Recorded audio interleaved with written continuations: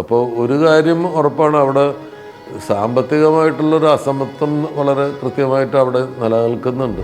നമ്മൾ ശ്രദ്ധിച്ച് അവരുടെ കയ്യിലൊക്കെ ഇങ്ങനെ ടാറ്റു ചെയ്തിട്ടുണ്ട്. ചില ലൈൻസും ചില സ്റ്റാർസും ഒക്കെ കൈപ്പത്തികളിൽ മാത്രം ടാറ്റു ചെയ്തിട്ടുണ്ട്.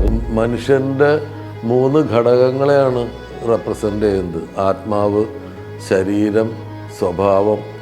അതിനെ പ്രതിനിധാനം ചെയ്യുന്ന 3 ഫ്രെയിമുകൾ ഈ ഇരുമ്പ് പൈപ്പ് കൊണ്ട് ഉണ്ടാക്കിയിട്ട്, ഈ ടാറ്റുവിൽ നിന്ന് ഇവരുടെ വംശം ഏതാണ്, കുലം ഏതാണ്, ഇവരുടെ അച്ചീവ്മെൻറ്റ്സ് എന്തൊക്കെയാണെന്നുള്ളതൊക്കെ ഈ ടാറ്റു നോക്കിയാൽ പറയാൻ പറ്റും. അതിനാണ് ഈ ടാറ്റു ചെയ്യുന്നത്. പിന്നെ ഞങ്ങൾ മ്യൂസിയത്തിനകത്തേക്ക് കയറി ഗ്രീൻലാൻഡിൻ്റെയും ന്യൂക്കിൻ്റെയും കൾച്ചറിനെ കുറിച്ച് മനസ്സിലാക്കാൻ നമുക്ക് ആവശ്യമായിട്ടുള്ള കാര്യങ്ങളുടെ എല്ലാത്തിൻ്റെയും ഒരു വലിയ ശേഖരമാണ് ആ മ്യൂസിയം. ഞങ്ങൾ കുറേ നേരം ആ മ്യൂസിയത്തിനുള്ളിലൂടെ ഒക്കെ കറങ്ങി നടന്നു.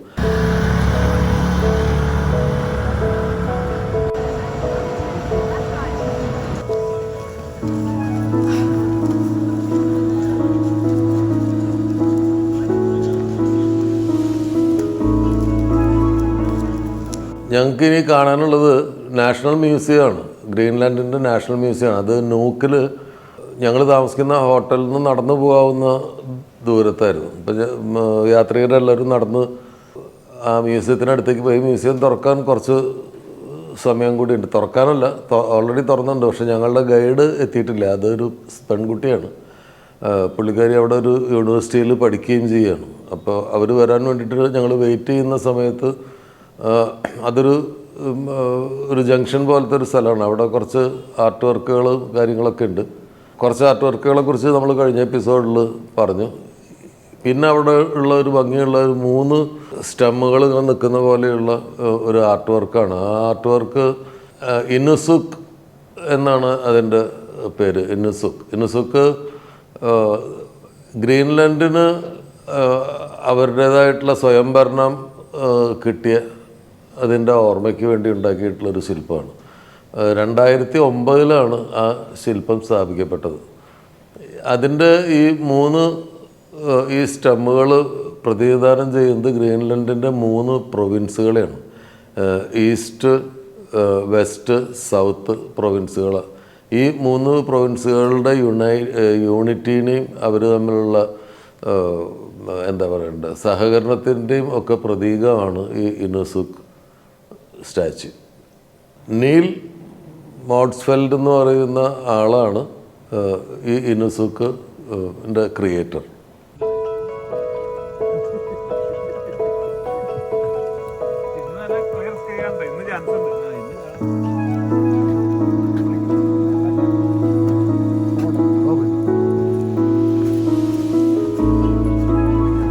ഇതാണ് ന്യൂക്ക് എന്ന് പറയുന്ന ഈ സിറ്റിയിലെ ഏറ്റവും വലിയ മരം. ഇവിടെ മരങ്ങളൊന്നുമില്ല. ഈ ഒരു മരമാണ് ഈ ന്യൂക്കിലുള്ളതിലെ ഏറ്റവും വലിയ മരം, ആ വീടിനോട് ചേർന്ന് നിൽക്കുന്ന മരം. ഈ മ്യൂസിയത്തിൻ്റെ പുറത്ത് പ്രദർശനത്തിന് വെച്ചിട്ടുള്ള കുറച്ച് സാധനങ്ങളുണ്ട്. ട്രൈപോഡ്സ് എന്നാണ് അതിന് പറയുന്നത്. വലിയ ഇരുമ്പിൻ്റെ ചട്ടി ഇങ്ങനെ കമത്തി വെച്ചിരിക്കുകയാണ്. അപ്പോൾ ഇതെന്തോ പാചകം ചെയ്യാൻ വേണ്ടിയിട്ട് ഉപയോഗിക്കുന്നതാണെന്ന് കണ്ടാൽ തോന്നും. തുരുമ്പ് പിടിച്ച് ഇരിക്കുന്ന ഇരുമ്പിൻ്റെ വലിയ ഉരുളി പോലെയുള്ള ചട്ടി പോലെയുള്ള പാത്രങ്ങളാണ്, വലിയ ഇരുമ്പ് പാത്രങ്ങളാണ്. അത് കമത്തി വെച്ചിട്ടുണ്ട്. അത് ഈ വെയിലിൻ്റെ ഓയിൽ എടുക്കുന്നതിന് വേണ്ടിയിട്ട്, അത് തിളപ്പിക്കുന്നതിനൊക്കെ വേണ്ടിയിട്ട് ഉപയോഗിച്ചിട്ടുള്ള പാത്രങ്ങളാണ്. അതുപോലെ അവിടെ മരത്തിൻ്റെ ചില മെഷീൻസ് കാണാം നമുക്ക്. തന്നെ അത് ഈ വെയിലിൻ്റെ ഫാറ്റിനെ പ്രസ് ചെയ്യുന്ന പ്രസ്സുകളാണ്. അത് ഉപയോഗിച്ചിട്ടാണ് ഈ വെയിലിൻ്റെ മീറ്റ് പ്രസ് ചെയ്ത് അതിൽ നിന്ന് ഓയിൽ എക്സ്ട്രാക്റ്റ് ചെയ്യുന്നത്. അതിനുള്ള മെഷീൻസൊക്കെ പുറത്ത് അവർ പ്രദർശിപ്പിച്ചിട്ടുണ്ട്. ഇതെല്ലാം ഞങ്ങളവിടെ നടക്കുന്ന സമയത്ത് ഈ പെൺകുട്ടി വന്നു. ലേറ്റായെന്ന് സോറി പറഞ്ഞിട്ട് പുള്ളിക്കാരി വന്നു. അപ്പോൾ നമ്മൾ ശ്രദ്ധിച്ച് അവരുടെ കയ്യിലൊക്കെ ഇങ്ങനെ ടാറ്റു ചെയ്തിട്ടുണ്ട്. ചില ലൈൻസും ചില സ്റ്റാർസും ഒക്കെ കൈപ്പത്തികളിൽ മാത്രം ടാറ്റു ചെയ്തിട്ടുണ്ട്. അപ്പോൾ ഞാൻ അവരോട് ചോദിച്ചത് എന്താണിതെന്ന്. അപ്പോൾ നമ്മൾ നേരത്തെ പറഞ്ഞ പോലെ ഈ ഇവിടുത്തെ ഇതിനു മുൻപ് ഉണ്ടായിരുന്ന ആളുകളുടെ ഒരു കൾച്ചറിനെ മൊത്തം കോളനൈസേഷൻ്റെ ഭാഗമായിട്ട് മാറ്റുകയും ക്രിസ്ത്യാനിറ്റിയിലേക്ക് മാറ്റുകയൊക്കെ ചെയ്തു കഴിഞ്ഞപ്പോൾ ഈ ടാറ്റൂയിങ്ങിനെ അവർ നിരോധിച്ചു. അത് നല്ലതല്ല എന്ന് പ്രചരിപ്പിച്ചതിൻ്റെ ഭാഗമായിട്ട് ഇവർ ഈ ട്രഡീഷണലായിട്ട് ചെയ്തുകൊണ്ടിരുന്ന ഈ ടാറ്റൂയിങ്ങൊക്കെ ചെയ്യാതെ അത് ആൻറ്റി ക്രിസ്ത്യൻ ഒരു എലമെൻ്റാണെന്നുള്ള രീതിയിൽ ആണ് മിഷണറീസ് പ്രചരിപ്പിച്ചത്. ഇപ്പോൾ പുതിയ തലമുറ വീണ്ടും അവരുടെ പഴയ കൾച്ചറിലേക്ക് തിരിച്ചു പോകാൻ വേണ്ടിയിട്ടുള്ള ഈ ശ്രമങ്ങൾ നടത്തുന്നുണ്ട്. കോളനൈസേഷൻ്റെ ഭാഗമായിട്ട് അവർക്ക് നഷ്ടപ്പെട്ട അവരുടെ പൈതൃകമാണെന്നൊക്കെ തിരിച്ചറിഞ്ഞതിന് ശേഷം ഇപ്പോൾ ഈ പെൺകുട്ടി പറഞ്ഞ വീട്ടിൽ ഭയങ്കര എതിർപ്പാണ് പച്ച കുത്തുന്നത്. പക്ഷേ അവളുടെ ഇഷ്ടപ്രകാരം ഇപ്പോൾ ഇത് ചെയ്തു. ഇപ്പോൾ വീട്ടുകാരുടെ എതിർപ്പ് കുറഞ്ഞു. ഇനിയിപ്പോൾ കൂടുതൽ ടാറ്റൂസ് ചെയ്യണം എന്നാണ് ആഗ്രഹം എന്നാണ് പുള്ളിക്കാരി പറയുന്നത്. ഈ ടാറ്റൂവിൽ നിന്ന് ഇവരുടെ വംശം ഏതാണ്, കുലം ഏതാണ്, ഇവരുടെ അച്ചീവ്മെൻറ്റ്സ് എന്തൊക്കെയാണെന്നുള്ളതൊക്കെ ഈ ടാറ്റു നോക്കിയാൽ പറയാൻ പറ്റും. അതിനാണ് ഈ ടാറ്റു ചെയ്യുന്നത്. പിന്നെ ഞങ്ങൾ മ്യൂസിയത്തിനകത്തേക്ക് കയറി. ഈ മ്യൂസിയത്തിലെ ഏറ്റവും പ്രധാനപ്പെട്ട ഒരു കാര്യം എന്ന് പറയുന്നത് 3 സ്ത്രീകളുടെയും ഒരു കുഞ്ഞിൻ്റെയും മമ്മി അവിടെ സൂക്ഷിച്ചിട്ടുണ്ട്. അത് നമുക്ക് ഷൂട്ട് ചെയ്യാൻ പെർമിഷനില്ല, അതിൻ്റെ ഉള്ളിലേക്ക് ക്യാമറ അലോ ചെയ്യില്ല. 3 സ്ത്രീകളുടെയും ഒരു കുട്ടിയുടെയും മമ്മിയാണ്. ഇവരെങ്ങനെ മരിച്ചു എന്നുള്ളത് ഇപ്പോഴും കണ്ടെത്താൻ പറ്റിയിട്ടില്ല. ഇവരെങ്ങനെ 3 പ്രായത്തിലുള്ള സ്ത്രീകളാണ്. ഒരു അമ്മൂമ്മ, മകള്, അവരുടെ മകള്, അവരുടെ മകള്, അങ്ങനെ 4 പ്രായത്തിലുള്ള സ്ത്രീകളുടെ മമ്മിയാണ്. ഇവരെങ്ങനെ ആണ് മരിച്ചത് എന്നുള്ളതിൻ്റെ ഒരു റീസൺ ഇപ്പോഴും കണ്ടെത്താൻ കഴിഞ്ഞിട്ടില്ല. ചിലപ്പോൾ വല്ല പ്രകൃതി ദുരന്തങ്ങൾ ഉണ്ടായതാവാം, അല്ലാണ്ട് ഇങ്ങനെ ഒരുമിച്ച് 3-4 പേര് മരിക്കില്ലല്ലോ. അപ്പം ഒരേ സമയത്ത് മരിച്ചിട്ടുള്ള ആൾക്കാരാണ്. എന്താണ് കാരണം എന്നുള്ളത് കണ്ടെത്താൻ കഴിഞ്ഞിട്ടില്ല. ആ മ്യൂസിയത്തിൽ പിന്നെ പ്രദർശിപ്പിച്ചിട്ടുള്ളത് പഴയകാലത്തെ സ്ത്രീകളുടെ വസ്ത്രം, പിന്നെ അവരുടെ ഒരു സാമാന്യം തരക്കേടില്ലാത്ത ഒരു വീടിൻ്റെ ഡൈനിങ് ടേബിള്, ആ ഡൈനിങ് സെറ്റപ്പ് മൊത്തം അവിടെ പ്രിസർവ് ചെയ്തിട്ടുണ്ട്. അതുപോലെ അവരുടെ പിയാനോ, അതൊക്കെ ചിലപ്പോൾ കുറച്ചുകൂടി മോഡേൺ ആയിട്ടുള്ള കാലത്തെ ആയിരിക്കും. പക്ഷെ അതിനു മുൻപുള്ള കാലത്തെ സ്ത്രീകളുടെ ആഭരണങ്ങൾ, ഈ വെയിൽ ഹണ്ടിങ് ഒരു പ്രധാന, വെയിൽ ഹണ്ടിങ്ങും സീൽ ഹണ്ടിങ്ങും ഒക്കെ അവരുടെ ഒരു പ്രധാന ജീവിതോപാധിയായിരുന്നു. അപ്പം വെയിലിൻ്റെയും സീലിൻ്റെയും ഒക്കെ ഈ ബോണുകളിൽ ഉണ്ടാക്കിയിട്ടുള്ള ശില്പങ്ങൾ, അതുകൊണ്ടുണ്ടാക്കിയിട്ടുള്ള ആയുധങ്ങൾ, ഈ വേലിൻ്റെയൊക്കെ വലിയ എല്ലുകൾ കൊണ്ടുണ്ടാക്കിയിട്ടുള്ള ആയുധങ്ങൾ,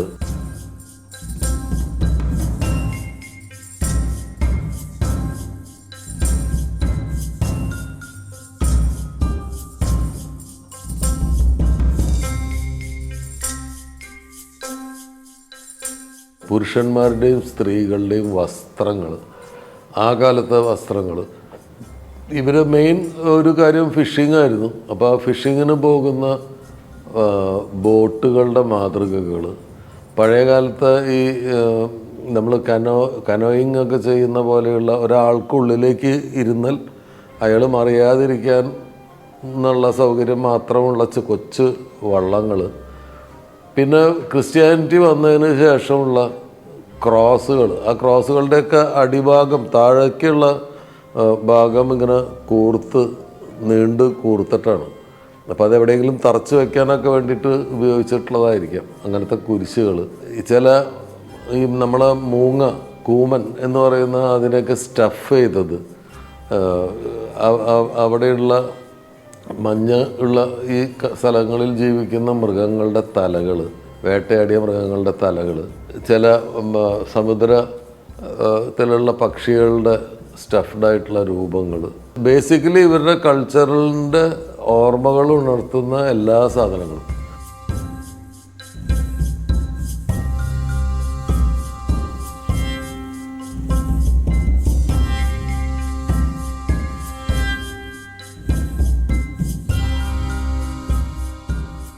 ഡോഗ് സ്ലഡ്ജിങ് ആണ് അവിടുത്തെ പ്രധാന യാത്രാ ഉപാധി ഉണ്ടായിരുന്നത്.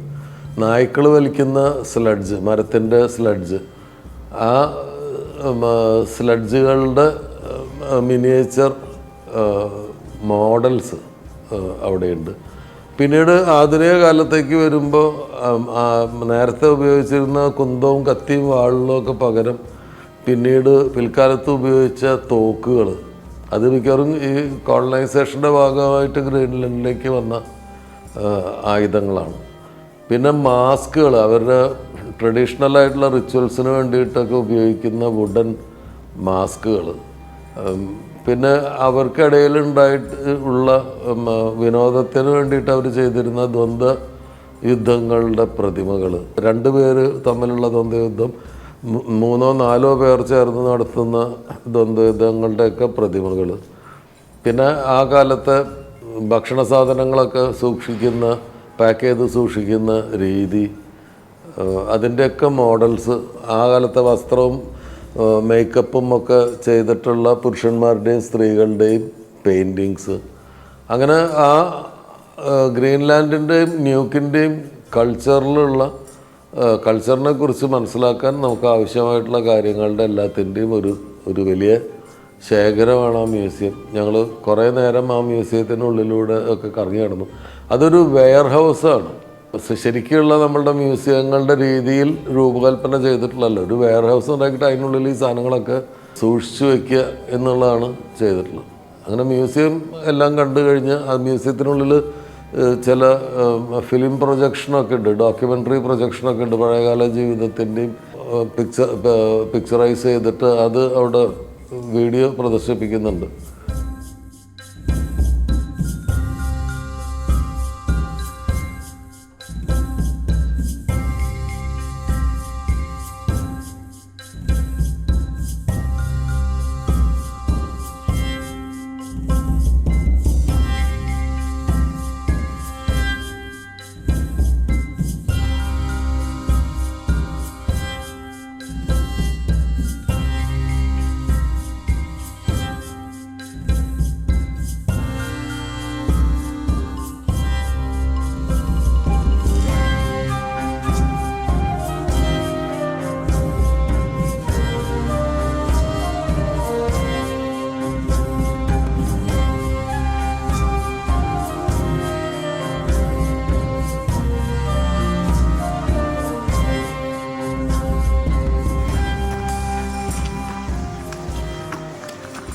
പിന്നെ ഞങ്ങൾ പുറത്തിറങ്ങുമ്പോൾ ഈ മലയുടെ മുകളിൽ ഒരു ശില്പം, അത് ഈ ഇരുമ്പിൻ്റെ പൈപ്പുകൾ വെച്ചിട്ടുള്ള 3 ഫ്രെയിമുകളാണ്. ആ 3 ഫ്രെയിം ഒരു മനുഷ്യൻ്റെ 3 ഘടകങ്ങളെയാണ് റെപ്രസെൻ്റ് ചെയ്യുന്നത്. ആത്മാവ്, ശരീരം, സ്വഭാവം, അതിനെ പ്രതിനിധാനം ചെയ്യുന്ന 3 ഫ്രെയിമുകൾ ഈ ഇരുമ്പ് പൈപ്പ് കൊണ്ട് ഉണ്ടാക്കിയിട്ട്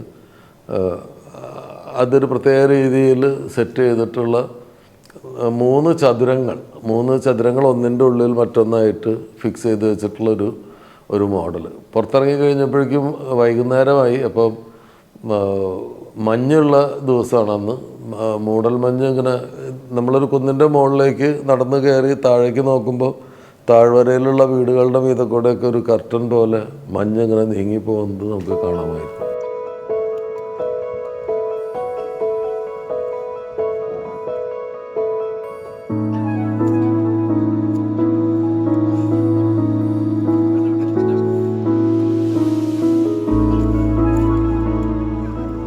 ഗ്രീൻലാൻഡിൽ മൊത്തത്തിൽ ജനസംഖ്യ 56,021 ആണ് ടോട്ടൽ ജനസംഖ്യ. അതിൽ ന്യൂക്ക് എന്ന് പറയുന്ന ഈ ക്യാപിറ്റൽ സിറ്റിയിൽ 20,000-ലധികം ആൾക്കാരുണ്ട്. അതായത് ടോട്ടൽ ജനസംഖ്യയുടെ 1/3 ഈ ന്യൂക്ക് സിറ്റിയിലാണ്.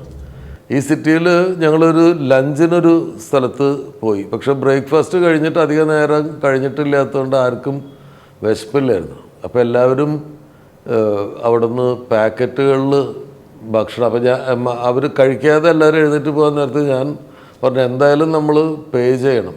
അപ്പോൾ എൻ്റെ ഒപ്പം വന്നിട്ടുള്ള ആളുകളുടെ എല്ലാവരോടും പറഞ്ഞു നിങ്ങളുടെ ഭക്ഷണം പാക്ക് ചെയ്ത് തരാൻ പറ്റുമോ എന്ന് ചോദിക്കാൻ പറഞ്ഞു. അങ്ങനെ എല്ലാവരും ചോദിച്ചപ്പോൾ ഹോട്ടലുകാർ സമ്മതിച്ചു അവർ എല്ലാവർക്കും പാക്ക് ചെയ്ത് കവറിലാക്കിയിട്ട് ലഞ്ച് തന്നു. അപ്പോൾ ഞങ്ങൾ ആ ഭക്ഷണമായിട്ട് പുറത്തിറങ്ങിയിട്ട് ഞാൻ പറഞ്ഞു നമുക്കെന്തായാലും വേണ്ട, രാത്രി വേറെ സ്ഥലത്ത് ഡിന്നറുണ്ട്, അത് അധികം വൈകാതെ തന്നെ ഉണ്ട് താനും. അപ്പോൾ ഇത് ആർക്കെങ്കിലും ആവശ്യക്കാരുണ്ടാവുമോ എന്ന് നോക്കാം നമുക്ക് എന്ന് പറഞ്ഞിട്ട് ഞങ്ങൾ ആ ന്യൂക്കിലെ സ്ട്രീറ്റിലേക്ക് ഇറങ്ങി. അപ്പോൾ ജോലി കഴിഞ്ഞ് പോകുന്ന ഏതോ ഫാക്ടറിയിലോ അവിടെ ജോലി കഴിഞ്ഞ് പോകുന്ന ഒരാളെ കണ്ടപ്പോൾ മടിച്ച് എൻ്റെ ഒപ്പം ഉണ്ടായിരുന്ന ഉണ്ണി അയാളോട് ചോദിച്ചു, ഇത് ലഞ്ചാണ്, നിങ്ങൾക്ക് ആവശ്യമുണ്ടോ, ഞങ്ങൾ പാക്ക് ചെയ്ത് മേടിച്ചതാണ്, നിങ്ങൾക്ക് ആവശ്യമുണ്ടോ എന്ന് ചോദിച്ചപ്പോൾ അയാൾ ഭയങ്കര വണങ്ങി സന്തോഷത്തോടു കൂടിയിട്ട് അത് മേടിച്ചു. അപ്പോൾ നമുക്ക് മനസ്സിലായി ഇതിന് ആവശ്യക്കാരുണ്ടാവുന്നു. അങ്ങനെ അന്ന് നമ്മളൊരു 10-30ഓളം ഫുഡിൻ്റെ ബാഗുകൾ ആ സ്ട്രീറ്റിൽ മുഴുവൻ നടന്ന് വസ്ത്രധാരണത്തിലും ഒക്കെ കുറച്ച് പ്രശ്നമുള്ള ആൾക്കാരാണെന്ന് തോന്നിയ ആളുകളോടൊക്കെ ചെന്ന് ചോദിച്ചു. അവരെല്ലാവരും സന്തോഷത്തോടെ സ്വീകരിച്ചു. അപ്പോൾ ഒരു കാര്യം ഉറപ്പാണ്, അവിടെ സാമ്പത്തികമായിട്ടുള്ളൊരു അസമത്വം വളരെ കൃത്യമായിട്ട് അവിടെ നിലനിൽക്കുന്നുണ്ട്. അല്ലെങ്കിൽ ഒരു യൂറോപ്യൻ രാജ്യത്ത് നമുക്കിത് കൊടുക്കാൻ പറ്റില്ല. മിക്കവാറും അത് അവിടെയുള്ള തദ്ദേശീയരായിട്ടുള്ള ആൾക്കാരാണ്, തൊഴിലാളികളാണ്. തൊഴിലാളികളുടെ ഇടയിൽ അവർ നമ്മളൊരു വലിയ നല്ല ഒരു സ്റ്റാർ ഹോട്ടലിൽ നിന്നാണ് ഈ ഭക്ഷണം കൊണ്ടുവന്നിട്ടുള്ളത്. അതവർക്ക് അതിൻ്റെ കവർ കണ്ടപ്പോൾ മനസ്സിലായിട്ടുണ്ട്. അതുകൊണ്ട് കൂടിയായിരിക്കാം. കാരണം സാധാരണ രീതിയിൽ അവർക്കൊന്നും പോയിട്ട് അവിടെ ഭക്ഷണം കഴിക്കാൻ പറ്റാത്ത ഒരു സ്ഥലമാണ്. ടൂറിസ്റ്റുകളാണ് മെയിൻ, പിന്നെ അവിടുത്തെ റിച്ചായിട്ടുള്ള ആളുകളാണ് ആ സ്ഥലത്ത് ഭക്ഷണം കഴിക്കുന്നത്. അപ്പോൾ അവർ വളരെ സന്തോഷത്തോടു കൂടിയിട്ട് ഈ ഫുഡ് പാക്കറ്റുകൾ മേടിച്ചു. അങ്ങനെ ഒരു അനുഭവം ന്യൂക്കിൽ ഞങ്ങൾക്കുണ്ടായി.